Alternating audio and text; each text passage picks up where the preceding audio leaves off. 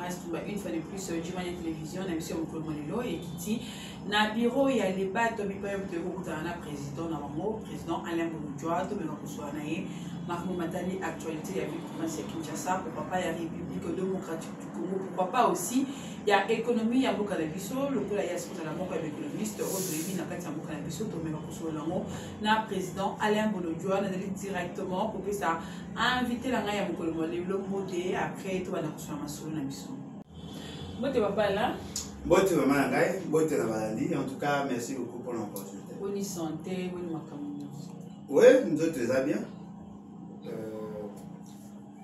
bien que le pays va très mal nous allons continuer l'instruction à dossier avec madame Makassia Bambola ou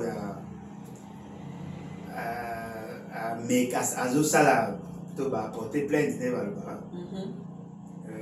me reproche le fait d'avoir dénoncé la rétrocommission récemment en 2019 à 2021. Mais il y a porté plainte pour la 2021 parce qu'à l'époque, il y a la ministre en charge de l'économie et c'est elle qui a écrit la lettre. Je peux rassurer à quiconque qui veut m'écouter que j'ai des éléments de tout ce que j'avais dit. Dans un élément à lettre, copie à lettre Oya Komaki avec son annexe. Elle avait effectivement autorisé les décaissements à 80 millions de dollars. Et chaque fois qu'il va bimissi 80 millions de dollars, ce va bimissi montant va payer ça à 15% en montant. Ou il va bimissi en faveur, il y a Batunyo sur intervenant qui notamment ministre de l'économie et les restes et ensuite il y a comité de suivi, à structure de prix.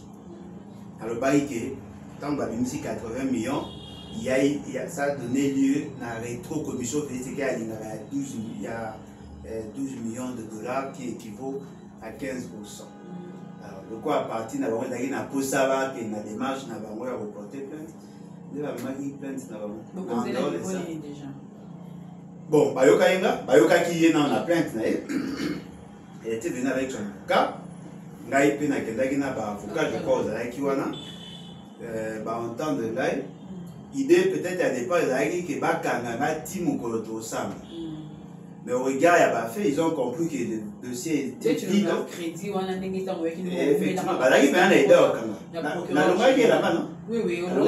a montré.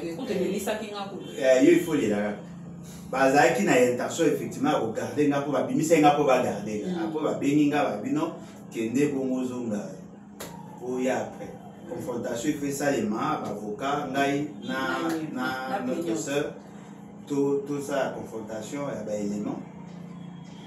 Personnellement, moi, je n'ai pas calculé. Ceux qui n'ont pas l'intention de nuire, n'ont pas manifesté dans l'émission. Parce que le fait seulement que je n'ai pas assez d'éléments sur elle, j'ai préféré rester dans le système. C'est-à-dire j'ai critiqué la pratique. Je ne me suis pas attaqué à la personne de Madame Makassia. Mais étant m'a porté plainte, c'est comme si dans ma caserne il y a binisa lokola qui n'a pas na posa conduire. Les gens qui ont été aux abus, ça mon allé dans des caserne to envie right. Mais on va le dire que il y a du genre médiatique, le quoi peut qui na TV, on dénonce en haut, c'est un qui peut droit de réponse na bango, mais des PCM là qui vont monter la première qui va. Il y en a problème là. Là journaliste. Ceux qui va payer au droit de réponse, vous me reprochez à moi. Allez voir la chaîne Yamba qui a un Patrick Local. Il y a une émission. Allez voir la journaliste, qu'est-ce que j'ai à voir. Parce que même dans les discours, oh non, Bouchaki photo nangai, tout ça, Bouchaki miniature, en quoi ça me concerne? Le titrage peut comme on est pesé. Non, c'est déjà un spécial titre émission. Est-ce déjà un peu ça, on est en miniature? Bosco y a la responsabilité. N'a pas su que ça n'a pas un Merci beaucoup, Papa Alain Boulodjoa. Je crois que Batunyo Sozaki n'a pas ça pour avoir moins éclaircissement dans les Cambouana. Oyo qui n'est président Alain Boulodjoa à l'objet malgré à la qui dit au point de presse, vous avez causé la caca. Mukolo Oyo et que ça il va pour expliquer puis vraiment bien ma Cambouana. Papa Alain Boulodjoa toujours dans l'actualité. Affaire kidnapping et comme tellement ma casse na Kinshasa, to éviter ce qui est à pour la ligne. Donc, la phrase du général Mayele, qui était quand les services de sécurité n'arrivent pas à mettre fin aux criminalités, c'est que le criminel se cache dans les services de sécurité. Est-ce que tozomona que batu oyo bazali na kati wana bazali na kati ya Kinshasa nous allons pas bon, et là au moins il y a plus de détails par rapport à la conférence, il y a un point de presse sur le projet qui a pour ça là, effectivement j'avais l'intention, il y a pour ça la point de presse et j'avais prévu même un samedi pour que faciliter Bandeko Bazan, ça me sous pas y participer. Comprenez que nous vivons grâce aux cotisations. La justice veut dire l'argent. Oui, bah déjà que moi ma paye déjà. Et donc je ne pouvais pas ne pas en prendre compte. Celui qui le tout ça là et qu'en même temps tout prendre en charge la dépense liée à la justice et pour risquer et poser problème parce que n'oubliez pas que moi je suis économiste. Il y a des caissements en botte.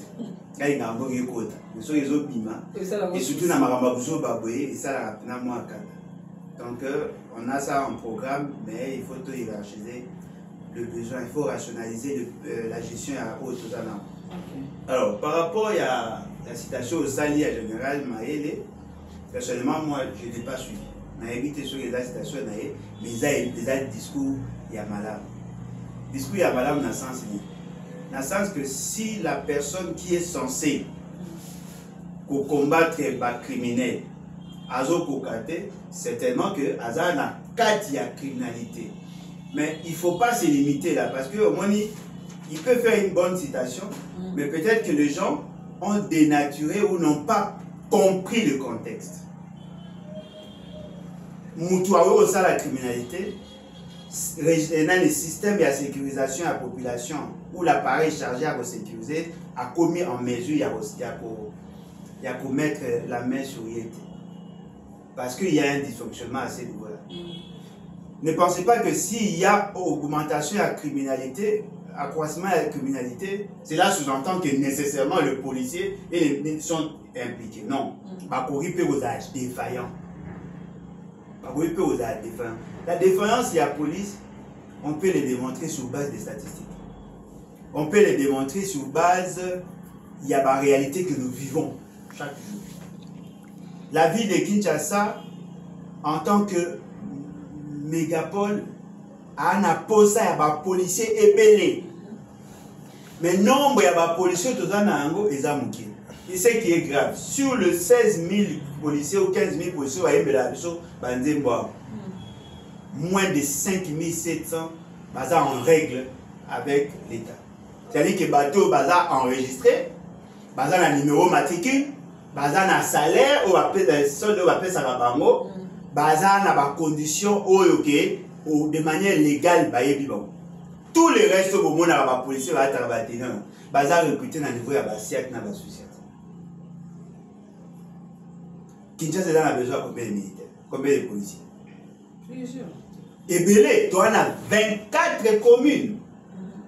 Mais Yoka Siko et Sika sont très graves. Sur les 15 000 10 000 sont affectés pour la sécurisation des individus ou avec la personnalité. Baza au la gardiennage 10 000 5 000 de moun arabango ou ba se déplacer wana ba koma au ça ba patrouiller 5 000 Kinshasa ville à Kinshasa to za sécuriser na 5 000 nombre ya ba policiers oyo baza na Kinshasa eza moins que garde républicaine. Garde républicaine eza ba soldats belé koleka puis c'est que la autre ko ça recrutement ba chikata atindi bango formation apesi bango teni aye na bango awa bien que bazu formation ndengwa bazali azo continuer peut go recruter pour année aligner nombre dans les belé pour qu'il y a se sentir en sécurité. Question, depuis ailleurs recruter combien de policiers? Salaire il y a pas policiers ça ceux de bango ils a calculé sur base de quoi? Est-ce que bon na bango ils a beaucoup? Est-ce que bazana ba équipement nous au moins la so il va 10 ba otambola 3 minutes et ça la c'est ça la Mbala souka va pesa policier tenu en 2017. Policier a souka tenu yemo. Garçon va bomaka na Inikin. Étudiant va bomaka na Inikin. Alors ça souki va théâtre souki va filmer na bango. On va betara massage. policier bakanga kayewana o abomaka ye ala numéro matricule. Ana mundoki. Ne pensez pas que il n'y a que la raison, le Cambo général que nous respectons, à l'Obaki, ezali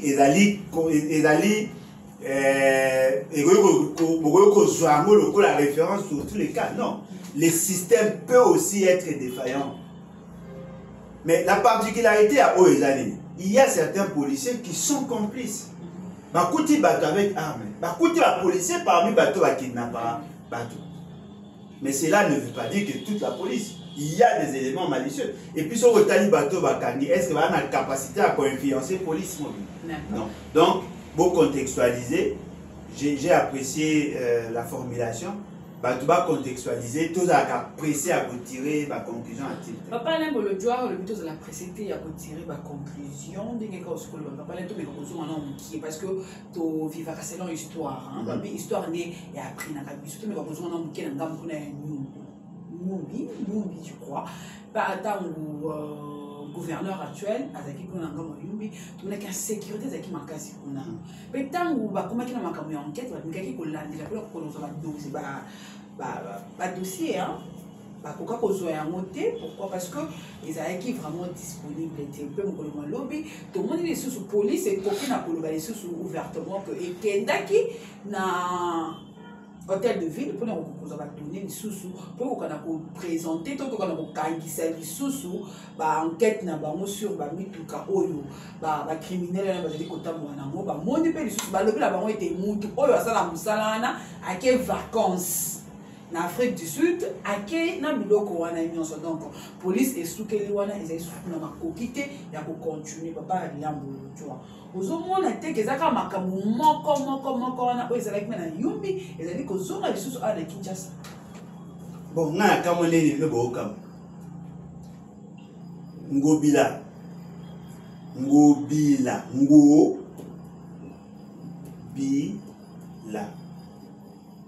bateau bayebi histoire à Kinshasa, bateau bayebi dimension métaphysique à Kinshasa, ngobila eza kombo ya beach. OK. Oui, pour le benga à beach ngobila. Parce qu'il y avait un esprit, il y a un esprit jusque là. On dit ma désordre. Dans mon livre les autres ngobila. Ngobila, eza wa beach ngobila. C'est-à-dire que amela ba masua, amela mituka, amela batwa. Abenga on molima mai. Kombo elanda. Kombo elanda. Monsieur Gentilin Ngobila, comment gouverneur, il y a 2 personnes qui ont milité, 3 d'ailleurs, au Bassaka comme gouverneur, na Maïndo. 1, Obé Minab, Louman. Et puis il y avait un autre vieux à bande, je crois, Théophile Mbemba. Bamonde va soutenir Kaye. Après Nassima, il a soutenu André Kimoto. Les 4 personnes, vous savez pourquoi va soutenir comme gouverneur? Parce qu'il y a pire petit d'abord. Les 4 là. Tous. Le 3 où elle a tangué, on a battu à Bandundu, le man a l'air de taper peur parce qu'il s'occupait de la question sécuritaire. Tant qu'on m'a ça, il n'a pas indomé. Où il na Yumbi. 2 tribus s'affronter. À cette époque-là, la dame qui s'occupait de la finance de la province, Yendesco a commis gouverneur Lelo na Maindo. Gouverneur wana atabaki na Ngobila. Ngobila sungi ya comme gouverneur. Mais bazaka ba omibale. Tango basali massacre bitumbe kufa go bakufa ekuna na Yumbi bazwa bibembe bakunda bango sozo legandela ma yomona ta moni mboko ezaka mboka mo ezaka ekufa batantu bakufa bakunda bango mo le bosona batu belle bakufa bisu bibembe baboka na mai ba bisu bazwa moya kokunda bango. En réalité, on devait même établir la responsabilité politique, même si lui-même n'est pas directement impliqué. Il ne peut pas être innocent. Vous savez pourquoi le dossier a été étouffé? Pourquoi? Parce qu'il était soutenu par les gens qui avaient le pouvoir. De la PPRD.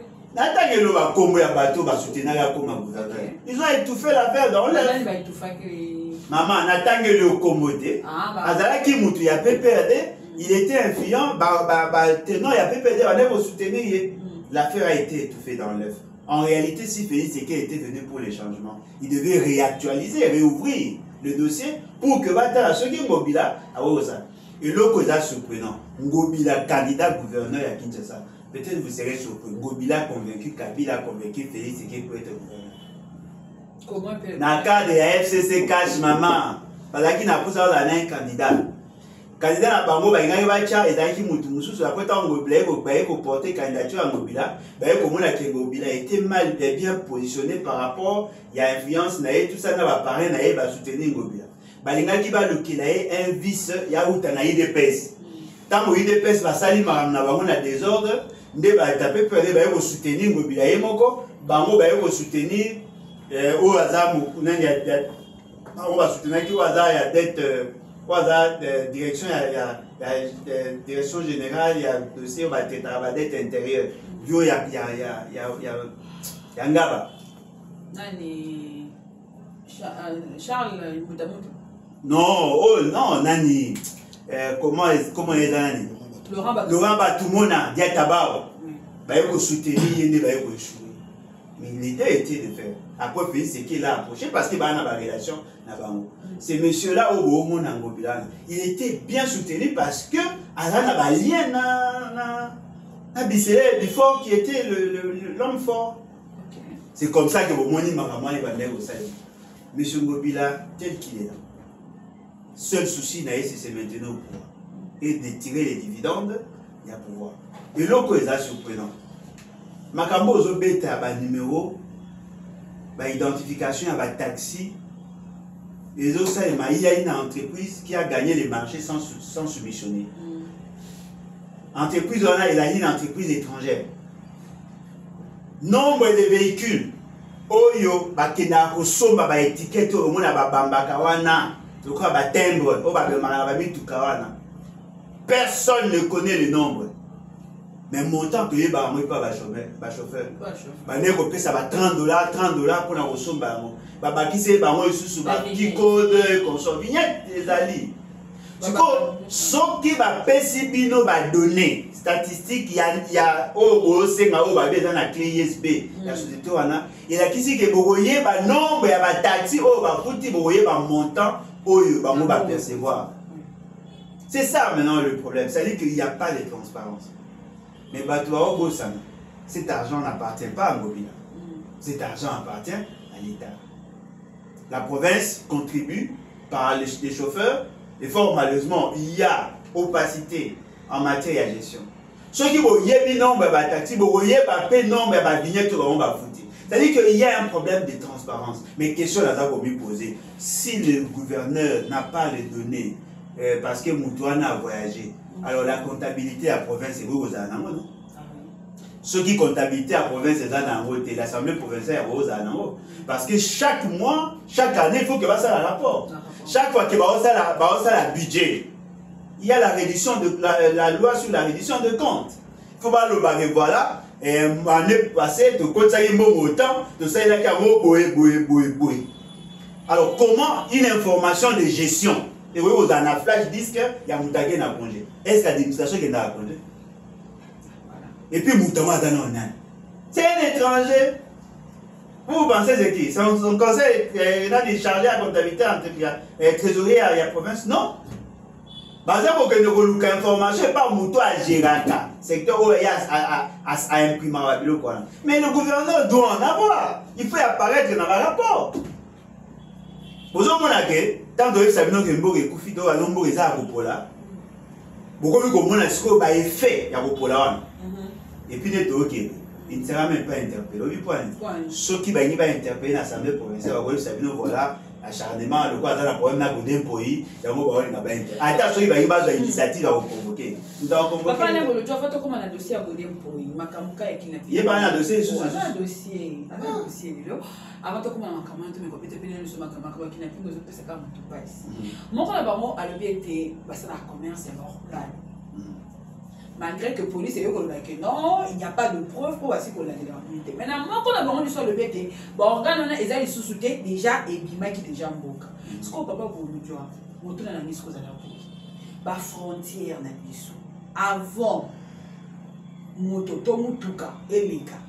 à contrôler.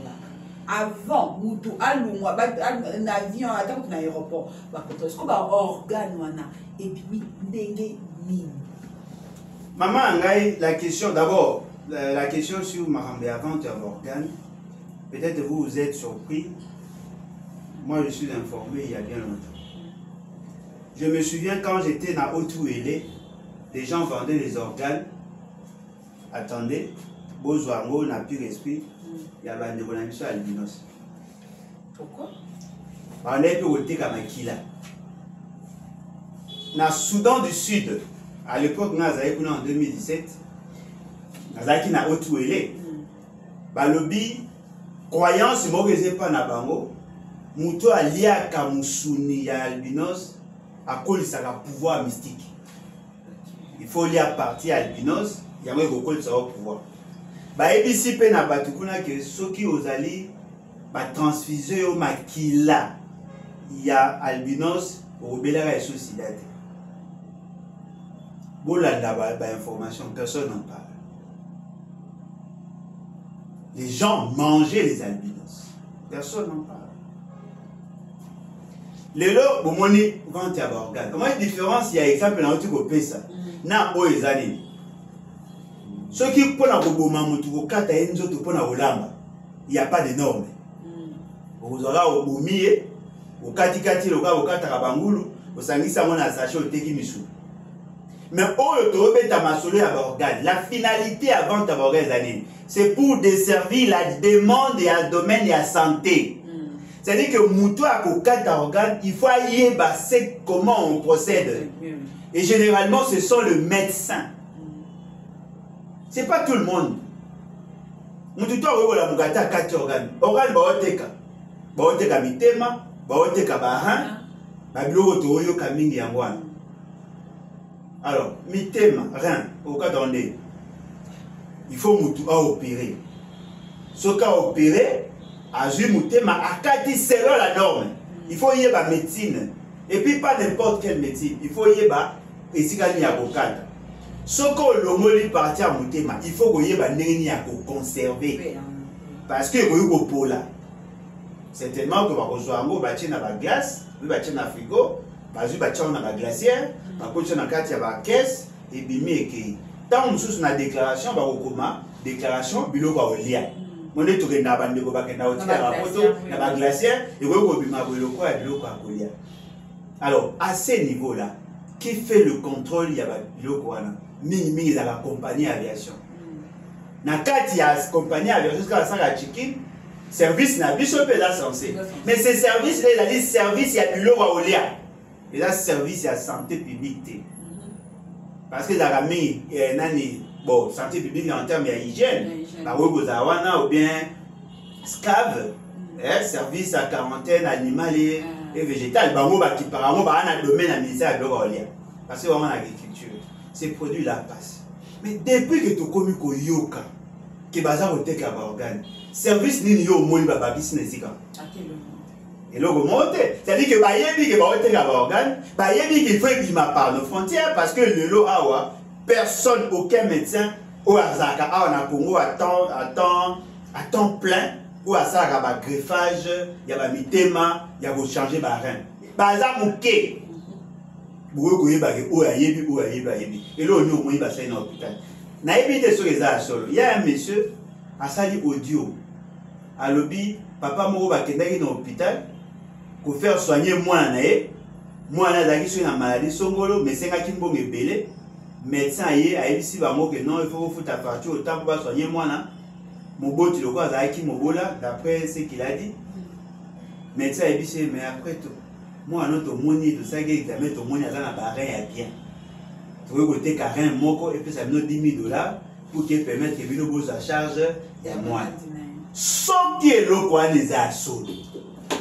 Qui a cherché à établir les responsabilités. Parce que le médecin là, Azako Lobake, a côté carré. C'est-à-dire qu'il y a un demandeur. Nani. Moi, je tellement que moi, je comprends le tisca de Oken. Organe est à Oken. Et puis, il a tiré oreille à Batou. Tous les kidnappeurs ne sont pas vendeurs des organes. Oui. Faut pas tout mélanger. Il y a des kidnappeurs au baïbara ba moto, baïbara ba bilo, pour garantir na baïbaé, na ba bijou, des plus à la tâche bijou ta comment ta ba fantaisie. Na ba bijou, na sac na ye ambongo, na ambongo apesa ba. Ye mo ta mo bisa ba na ba valeur à bilo. Pour batika. Ah on a trouvé donc moi si na bité bijou na na intégration il y en a 460 à pesi. Il y a moins batika ba boka ina bombi. C'est-à-dire qu'il y a beaucoup de problèmes et ça relance beaucoup de débats. Débat sur la gestion à Bamitou. Débat sur le permis de conduire. Débat sur le nombre de policiers. Débat sur la formation. Mais le plus grand débat sur la qualité à justice. Parce que la Katia Batouana, Moutoumoko a le dit que Bakana et Mbala Abimara pour appeler ça 700 $.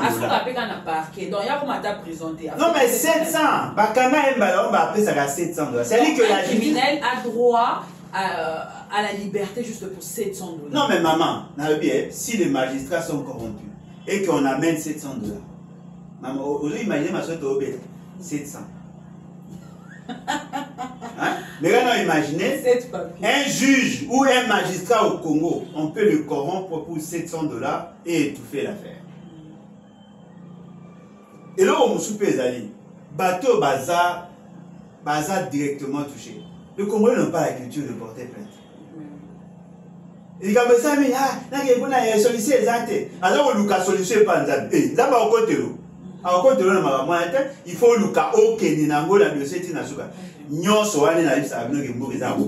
merci beaucoup papa Alain Bolodjo mais le que ça passe si ma casse est là que bah tout nous sur bakani wana ezaka ka ba jeune pourquoi biso ba jeune to ni quoi paraître biso ba jeune mais to biso que biso ba femme forte biso ne ba tozwaka papa Alain Bolodjo député provincial il y a MLC Bozi Wambozi a déposé une motion pour destituer au début de la présidente de l'Assemblée provinciale pour la mauvaise gestion. Mais, réponse à Godem pour y aller, Azan un repos intellectuel il y a 45 jours en Afrique du Sud.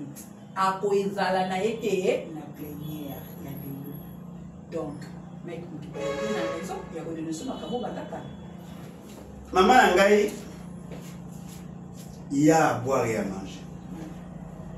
Oui, bien, Mozambique. Oui, bien.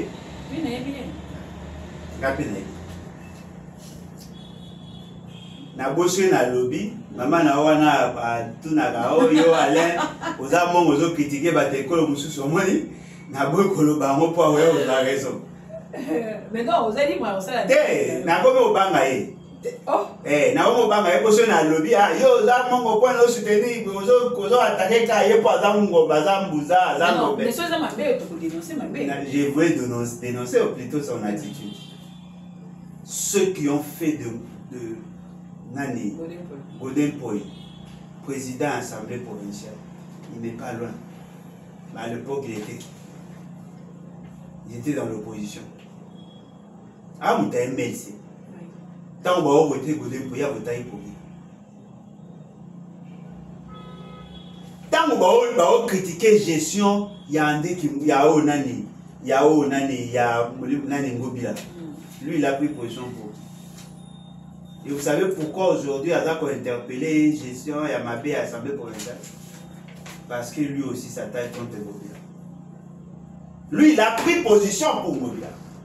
Alors ça, pour résoudre le problème à Congo, il y a Kinshasa. Alors ça, pour exécuter, il a protégé Mobila. Maman Mokezo qui est Mabé. Un député provincial, il faut la liberté d'esprit. Il y aura c'est quoi aventure? Godem Poy. Alors, on a congé intellectuel. Congé intellectuel, c'est-à-dire que là, quoi, nous avons travaillé mingi, à qui au Fanda, pour se reconstituer, à Lukamwa, au Tanga, à la carrière, à la recherche, où il y a ça. Qui lui a donné le droit à Robima? Certainement qu'il y a quelqu'un qui a signé l'autorisation de sortie. Oui. Raison, on va appeler ça l'autorisation de sortie d'aller. Repos intellectuel, ça fait partie, il y a repos et ça reconnu dans l'agent public de l'État. Deuxièmement, si lui est empêché parce qu'il est en repos, n'est-ce pas qu'il y a un président qui doit assurer l'intérim? question. Normalement, bah alors, à convoquer. Si le député va convoquer, il n'est pas disponible. Bah oui, qu'on sanctionne. Ceux qui vont montrer que le dossier va pour l'année, solo. Il faut pas sanctionner. Mais n'oubliez pas, dans le désordre qu'il y a aujourd'hui, en réalité, tout le comité doit tomber. Ceux qui comité va tomber, le moins âgé et le plus âgé pour que va assurer intérim pendant le temps avec un bureau d'âge. Tant qu'on ils vont sanctionner. Après, parce qu'il y a deux responsables. Il y a gestion à Mabé. Il y a le gouverneur, il y a le président de l'Assemblée provinciale. Il y a le bureau de l'Assemblée provinciale. Il y a le bini pour la gouverneur. Ce qui veut dire quoi en clair? La corruption est en train de gangréner le fonctionnement de l'État. Personne n'a la liberté d'esprit de prendre de position sur de vraies questions. Chacun de nous veut tirer la couverture, de son côté. On ne va pas se défendre mutuellement. Aujourd'hui, un député provincial trouve que la priorité c'est de faire partie des présidents de l'Assemblée provinciale. Mais jamais il a pris des initiatives, il a quoi attaquer le gouverneur. Lorsque Mike Moukeba il en parlait, parmi les combattants Mike Moukeba, lui c'est mon vieux. Il est en train aujourd'hui d'entrer dans cette guerre. Alors, ceux qui m'ont voté, j'en ai mis là. Il y a un qui s'appelle le Congolais. Pour moi, les conséquences, il y a une mauvaise élection. Et puis, ça va battre. Il y a pas marque. Merci beaucoup, Papa Alain Bolodjoa. Mais selon l'opinion, normalement, normalement, il fallait qu'il y ait Gentini Mobila à quoi pour la président Félix Tshisekedi à quoi place. Vous avez essayé, on a. Mais oui, Gentini, on a Gérard Moulumba et Gekoko. Ah, il y a Tika à la loi, n'est pas ça qui n'a.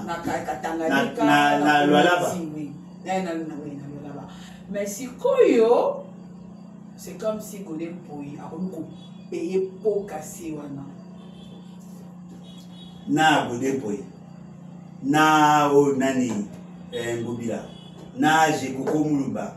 Na la plupart des députés. Sincèrement, je ne le sais pas. Aujourd'hui, là, le seul député provincial qui apparaît un peu correct, il n'y a que Mike Moukeba. Un peu. Il n'y a que Mike Moukeba. Oui. Tous les restes à jeter. Tous les restes sans exception. Parce que le Lengero Bazako Tambisa Mboka Oya Kinshasa. Oui. Dysfonctionnement la bango est pour justifier pas insécurité. Maman, le bango pour la ligne. Natala film Moko ya Jean-Claude Van Damme. Na film à Jean-Claude Van Damme, ma saga film où à chasse à l'homme. On est là, ça tellement beau quand les agents n'ont pas économie comment à terre. Il y avait dysfonctionnement. Qu'est-ce qu'on a constaté? Bateau, ben n'a pas ça à chasse à l'homme. Bah mon avis qui était on les a propices. Indicateur n'a pas pour que va en boca. Bata la degré à pauvreté, bata la degré à corruption, na dysfonctionnement, il y avait institution. Ceux qui baillent, Mathieu Boluka, point à bango parmi le pauvre. À ça les propositions, bah voilà. Tu as pesa au bongo, nambongo na to pesa au autant de temps au kima, soko kimi au zumbongo, soko kimi te to zuyo ou ebilo e komela. Batu ba nebo ni ma na marque. Et vous savez même si on trouvait des corps jonchés na babalaba. Vous savez pourquoi il va neko baneko puka kanga bato baneko matute parce que baneko utiliser justice et les médecins. Aujourd'hui, nous sommes dans la même situation. Le peuple est voué à son triste sort. C'est-à-dire que Yémo va subir. Mais non, imaginez, l'Assemblée provinciale ne fonctionne pas. Le gouvernement provincial ne fonctionne pas. Les députés, les familles, les akimi. Les conséquences, c'est en gros. Conséquences, c'est en gros. Ceux qui sont les députés, qui sont réellement élus. En réalité, le président de l'Assemblée provinciale et le gouverneur devaient être devant leurs juges. Okuna fini muninga deleka, okuna fini muninga deleka, okuna yiba kibo, okuna detuna kibo. Boyo kibino nyoso. Mais pour aller bakagi ba wante. Parce que les députés provinciaux sont responsables. Merci beaucoup Papa Alain Bolodjoa, to me kapé ko kitepe na ngam kuna enseigne. bayambaki opposition elle Lubumbashi wala qui représentait na mwana muka Martin Fayulu Madidi to mona ki bayambaki pe lisusu Adolphe Muzito mais ba déclaration ba omi balé c'est comme si c'est ici population des peuples congolais ba c'est peli mingi te na déclaration na bango ya liboso to bani Martin Fayulu azo sepela po bazo afficher bureau par bureau. Martin Fayulu azo sepela po bazali ko afficher bureau par bureau pe a lebi misusu que to abosani que lutte na biso ezalaki que to na kuna ko makambo so etali sini entre autres to ba meka ko constituer sini to na cour constitutionnelle. Tout qui t'appelle un peu Adolphe Muzito, on dirait Adolphe Muzito, hier Félix Tshisekedi a dit que Tindaye a préparé comme mani pona ma pona mi ko kana kozarati ba leader parce que bossa na que nyon ce que ça les mala et que souka na proclamation et cour constitutionnel a reçu la confirmer maman ngai l'histoire retiendra que nous étions en avance par rapport à Batebele. Voyez-vous. Kouloutou Martin Fayulu, bon, président Martin Fayulu, a qui au Koutana, na Denika di Mowabi. Non, mais Denika di Mowabi. Oyaki, Oyaki, que non, c'est mal constitué. Si le quoi a coûté na Denika di Mowabi, c'est-à-dire qu'il a validé, animé sur le Denika di Mowabi. Oui. Denika Dima, Azali président à Sénit. Le quoi a président à Sénit. Vous PC va déshydrater la minute. Vous savez a affiché le fichier électoral pour que vous voyez qui s'est fait enrôler et vous votez. Dossier à côté la reconstitution. Il y a un membre de Sénit. Ils ont un niveau de Denika Dima. Certainement qu'il faut le bilan quelque part. Qui ont choisi membre du bureau à CNI, c'est l'Assemblée nationale. Il faut que nos politiciens au pouvoir pour que décider sur comment remplacer les mercenaires au pays, c'est que la pour que Bamo va représenter. Le président Muzito a dit oui, il faut que va tenir compte de Bango, nouvel élan, na batu ya décidé parce que Bango va un représentant pour entrer dans le cadre de la Mouka pour essayer de la période de la Mouka. Ils vont négocier avec les autres pour que va remplacer. Pour exemple, vous dites à lobby, financement à l'élection, et ça peut s'amender singélité. Parce que, il y a 500 millions de dollars, oui, bon, on va payer ça CNI, va promettre que CNI 100 millions et vous en a 400 millions. Question. Information, il y a le bas, tu es bon, qui CNI moral. Pour l'année, il y a le lobby. Pour aller que n'engeza au salama makambouana 500 000 années à copimate. Ce qui 500 000 est limité dans le temps où il s'engage, c'est que sous-entend qu'il n'y aura pas d'élection. Bango, bateau bataille dans l'opposition à l'élo, va gagner ici, il n'y a pas d'élection. Vous remarquez que sur le ici, les manions sont là, et ça pour la pisake. Comme vous n'êtes pas prêts à organiser les élections, mettons-nous ensemble pour que tout le makambouya, glissement, tout glisser ensemble, le makambouya. Il y a côté là membre puisque tout dans la représentation la CNI Makamou. C'est-à-dire que tout ce que je vous avais dit depuis Kala et Zolinga et c'est concrétisé. Dans le bas nabino ce qui fait c'est qu'il a limite que ça l'élection mais a dépassé les délais à vous avoir posé à opposition pour légitimer. Na ça nabino que si Félix c'est qu'il veut organiser les élections, organiser les élections bâclées. Dites-moi 2 ans après, quand il s'est mis sur le Saraka, Batunabino a Yanni Babi, et tout ça, il y a communication. Au son de là, il y a communication. Voilà, je salue des fausses qui t'ont comme les. Il y a un bien sûr. Et Sodi. Ah, vous le voyez, papa, il y a aux autres de là, si, il y a communication. Oui. Si. On est 100 dollars à terre. Au lieu de vous allez gagner ici, $50 au Kaboli. Et vous avez sur au fan de vous 500 dollars au Kabola. $50, $100. Mais personne ne m'a donné l'argent pour communiquer. Mais qu'est-ce qu'on va nous personner combien de fois, maman? Oh, même à la mort, on a un engagement. Oh, non, maman, ça veut dire quoi? C'est comme si on m'a dit que non, voilà, on va commencer à te donner autant. Non, moi je n'ai jamais communiqué avec les agents. Ceux qui coulent tout matin, il faut aller au salaire gagner aussi. Après $500, au Kawawa 10.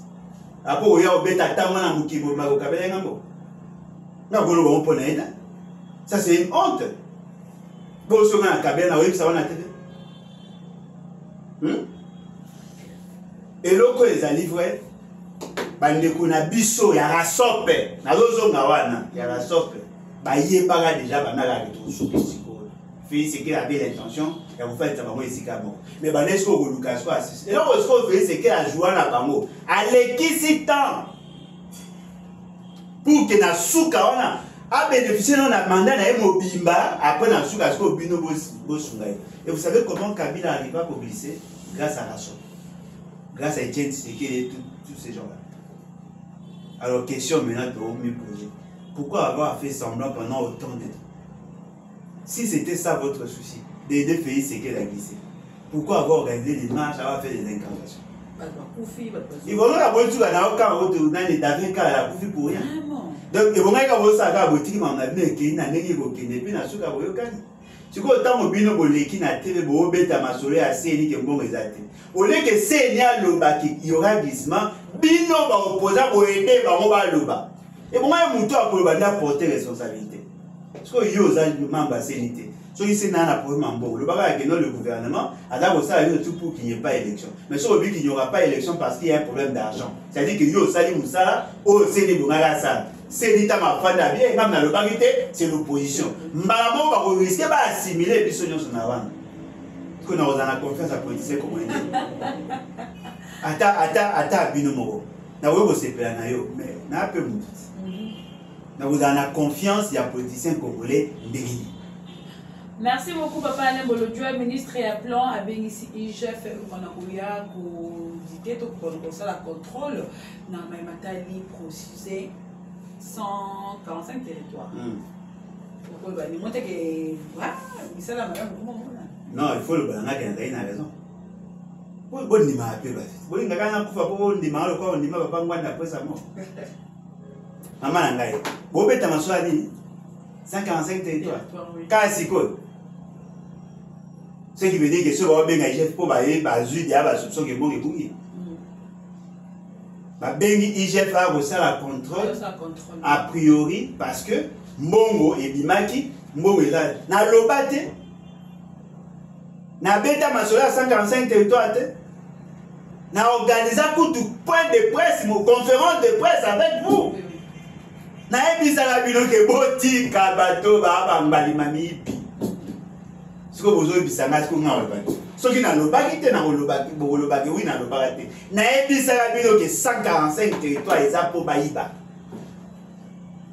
Tout ça, on a des informations sur les 26 provinces.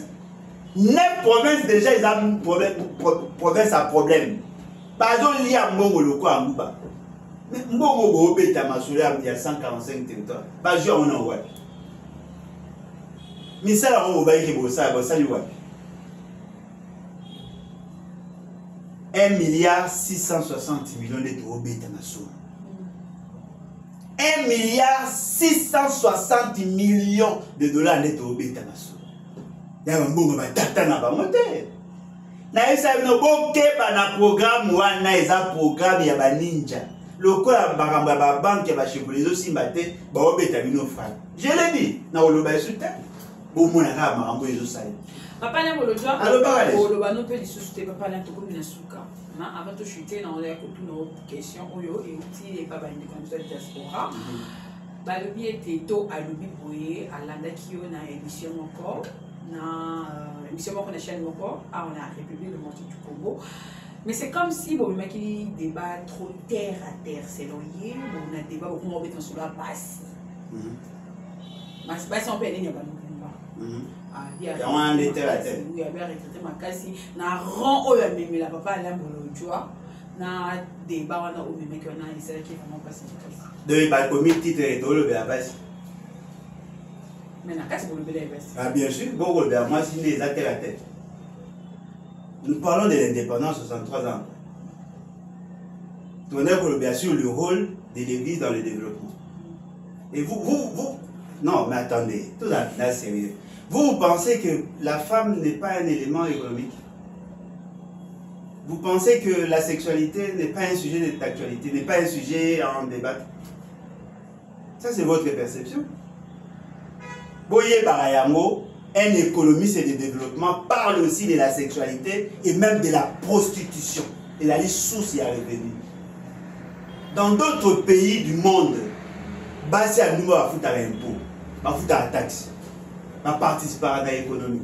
Moi, je n'ai pas été formé pour se payer ça va caprice à l'autre. Moi, je parle de la sexualité, je parle de la prostitution dans l'approche économique et même de l'approche sociale. Voilà, tobé dans l'économie la Makambu, il y a une nouvelle cité et consort. Animateur et émission a posé na Paga Juma. Na bi oui Paga Juma, ba rotonga be Paga Juma et consort. Il y a bien qui te sait débat terre à terre. Et vous pensez débat ciel et ça débat. Oh maman. La prostitution, ça fait partie du problème de la société. La sexualité, ça fait partie du problème de la société. Tant que ça pour reprocher biso n'est Toluba qui sous la procréation. Parce que ton Koluba, nous peuplerons ton sol et nous assurerons ta grandeur. C'est là où on a parlé sur le rôle de la femme, sur la conception de la femme, sur comment moi ça va kobota, tous assurent que bas ça kobota va faire fécond. Ça c'est un problème. Et vous parlez de la démographie, c'est quoi? La démographie parle de la sexualité. Le taux de croissance démographique dépend de la degré de fécondité. Il y a pas tout. La femme prostituée, elle a été catégorisée parmi les unités de production. Bon, moi, je ne suis pas comme Batne Bakansa. Bon, mon esprit n'a vu que la prostitution, dans l'aspect institutionnel, est une mauvaise chose. Non.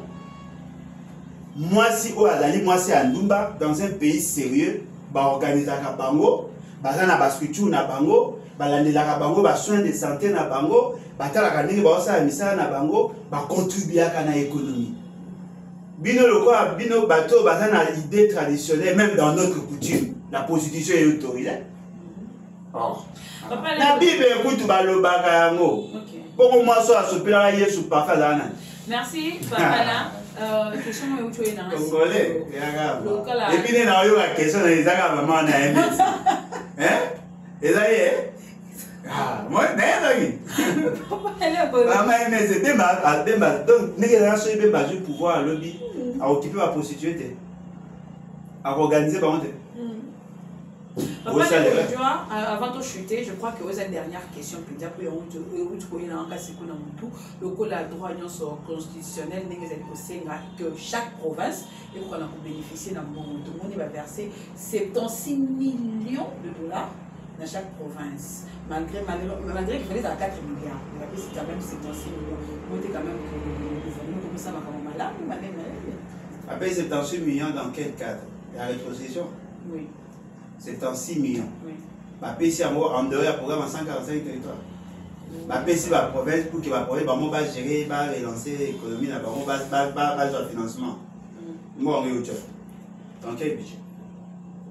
Pourquoi 76 millions pour PC Bango, mais Mbongo il y a un programme à 145 territoires avec nous gérer? Pour nous mettre à au câble, il faut boyer Banga, quelle est la procédure? Mbongo PC Bango, sur base de quoi? Toutes les provinces n'ont pas le même problème. Sur base de quoi vous PC Bango c'est montant forfaitaire ou vous PC Bango, ils vont répondre à quel besoin? Mbongo où tu vois, qui va gérer, quels sont les mécanismes? Ce sont là les vrais débats. Parce que celui qui n'est qu'un débat, au moins il ne va pas aller. Ça fait 30 ans. Tu auras ma carte d'identité. Après, si tu as ma carte d'identité, est-ce que ça, madame ou madame? Il y a une culture paroissiale. Ok, il peut aller, alléluia, amen. Dans un pays sérieux, il faut voir la provenance, raison et quels sont les mécanismes de mise en place. Ceux qui voyaient bien à moitié, tout ce que vous dites là, c'est à côté. Merci papa, là, tu as combien de sous qu'il y a émission d'émission, tu as la caméra de sous, mais là, pour la Canada, internet, l'émission d'émission, vous avez pu nous gagner, vous pouvez savoir sur les battes, pour la vente et la livre. Les gens doivent avoir la culture, il y a yoka bien, il y a comprendre le contexte et puis de bien analyser. parce que tu risques de tomber à côté. C'est vrai que le journaliste a moi déviance, moi tout ça, mais il faut contextualiser. D'abord, en communication politique, il n'est pas interdit de parler de la sexualité. En communication politique, ce n'est pas interdit. Parce que la sexualité est une consommation oyo, son monde entier. Chez moi, dans ma culture, parler de la sexualité n'est pas un tabou. Et je pense que Bato Balanda qui est émission, bien que personnellement je n'étais pas d'accord parce que le contexte ne se prêtait pas, mais ce qui est vrai, pour parler de la prostitution, ne pas ezali et l'eau à ma bête. Et là, on me que lorsque vous êtes en pédagogie de masse, il faut qu'on y ait comment communiquer. Parce que chaque communication doit s'adapter à la population cible. Bateau qui touché, n'a problème et un journaliste, appeler les journalistes. Bateau qui touché, n'a problème n'a communiquer.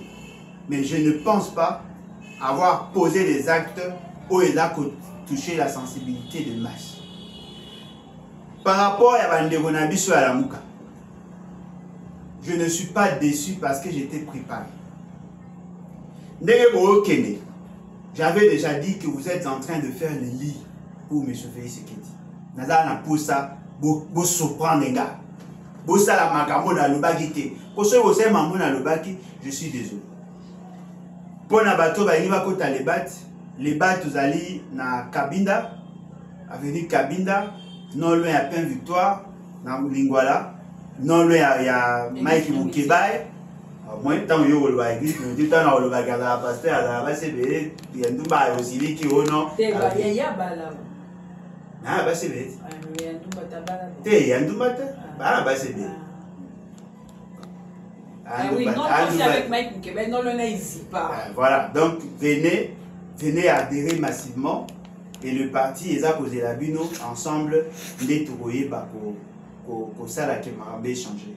Ce que nous vous demandons, c'est que la situation est en il n'y aura pas d'élection effectivement en 2023 telle qu'est prévue. Parce que il a 6 mois pour que ça vote. Mais il y a des opérations de salubrité. Il y a un programme de enrôlement des électeurs na Kwamutu, na Uchuru, na Masisi, pousser à mon financement exact. Ne vote parce que CENI n'a pas de moyens. Mais question, comment devons-nous nous comporter dans ces cas? Et dans la tête que non, l'élection est tout faire tout seul. Il faut qu'il y ait des sanctions. Monsieur, il y a finance. Comment? Kazadi. Ah non, Kazadi, il y a finance. Ok.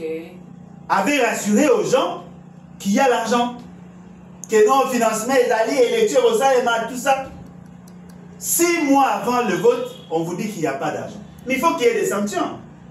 Et dans la tête que non, l'eau ça habité, après dans le jour alléluia, mais puis vous évoluez. Ça, c'est de la délinquance. Et donc, vous se préparez. Fort malheureusement, Bandegonabi sur la Mouka, Bakena Kawana, il y a bateau, Bao cautionné forfaiture.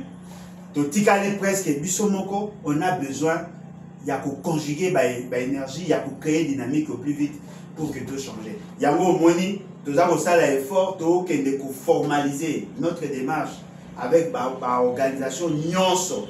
Il y a résistance au Napoto.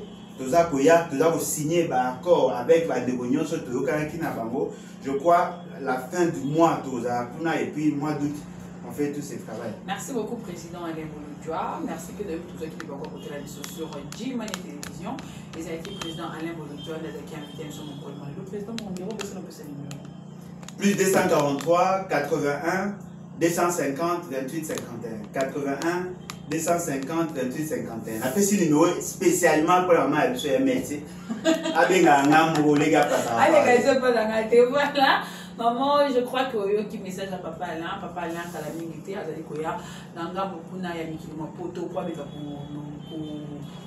pour régulariser, hein, bien. Exact. Oui, pour régulariser, n'a pas d'économie sur la groupe, mais sur la résistance, parce que la façon dont ils allaient copier, ça déjà participé, ça sent déjà mauvais. ah et tu n'as déjà sur le déjà ma bé ils ont comme nous grâce Tumba nasi ma caméra tout qui n'a monté de bien chasseur d'images par excellent quant à nous on fait pas de prochain le bon